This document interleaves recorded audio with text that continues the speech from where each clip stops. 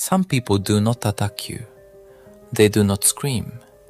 They do not throw a chair. They may even say, "I am just being honest."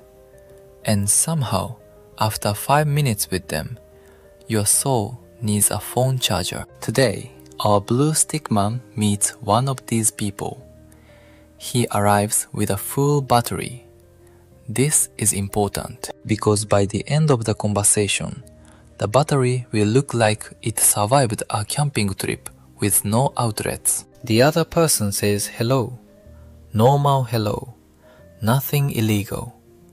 But the room changes. Their mood cloud enters first, takes off its shoes, and sits on the couch. Blue smiles. His nervous system opens one eye. Here is the first idea worth stealing.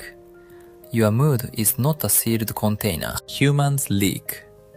Not physically, hopefully, but emotionally, yes. Faces, voices, posture, speed, size, silence, dramatic breathing near the fridge. Your brain notices all of it. This is part of emotional contagion. People can pick up pieces of each other's mood through expression, voice, and body language, which sounds beautiful when the mood is joy. Less beautiful when the mood is a wet towel with opinions. The draining person does not have to say anything horrible.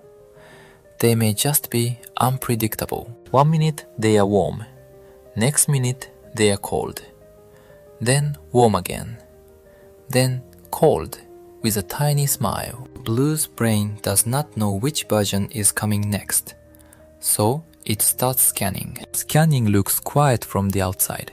Inside, it is a tiny security office. Is that eyebrow dangerous? Was that sigh about me? Should I speak now? Should I shut up forever? The conversation becomes emotional air traffic control. And this is exhausting because prediction costs energy. When someone is easy to be around, your brain can relax. When someone is unstable, guilt-heavy, or always offended by invisible crimes, your brain keeps refreshing the weather report. Now Blue starts performing. He laughs slightly too much. He says, "No worries," when there are, in fact, several worries. He says, "Sure," while a tiny version of himself inside screams into a pillow. This is people-pleasing mode. It feels polite, but sometimes it is fear wearing a nice shirt. The other person asks for one small favor. Blue's mouth says yes. His calendar faints. His spine quietly resigns. His battery drops again. Nobody sees the cost because the receipt prints inside his body. Then guilt arrives. Guilt is a tiny lawyer that works for the other person's convenience. It says, if you say no, you are selfish. Very dramatic, very confident, not always correct. This is where the episode gets uncomfortable. Sometimes the draining person is not the whole problem. Sometimes the drain is the job you gave yourself. Keep them happy, prevent conflict, predict their mood, never disappoint anyone. Congratulations! You have become a one-person emotional support department. No pension. To be clear, this is not about becoming cold. Kindness is good. Listening is good. Being there for people is good. But kindness without a boundary slowly turns into self-erasure with better branding. Blue finally leaves the conversation. The other person says, "Good talk." Blue looks like a phone at 1% trying to open a camera app. And he thinks, why am I so tired? We only talked. Because he did not only talk. He monitored, predicted, edited, agreed, absorbed, smiled, suppressed, and carried. That is a lot of invisible luggage. Freeze. Rewind. Same person, Same conversation. But this time, Blue checks the battery before, during, and after. Not to judge the person, to notice the pattern. Here is the practical test. After you spend time with someone, ask, do I feel calmer or smaller?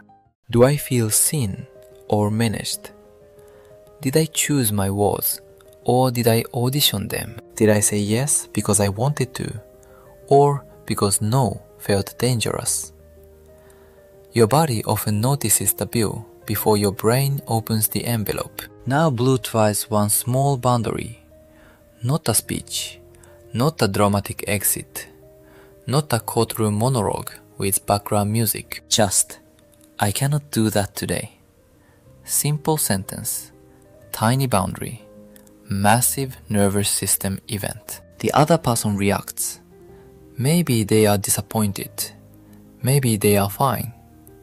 Maybe they make a face that Blue's brain immediately wants to frame and analyze. But this time, Blue does not run the full customer service department. He breathes. He lets the sentence stay small. A boundary is not a wall. It is a charger. It tells your brain, we are allowed to exist in this conversation too. You can care about someone without becoming their emotional furniture. So if someone leaves you exhausted, do not immediately jump to a dramatic label. Ask what work your brain is doing around them. Are you catching their mood? Are you scanning for danger? Are you performing to avoid conflict? Are you saying yes when your body already said no? Some conversations do not take your time. They take your battery.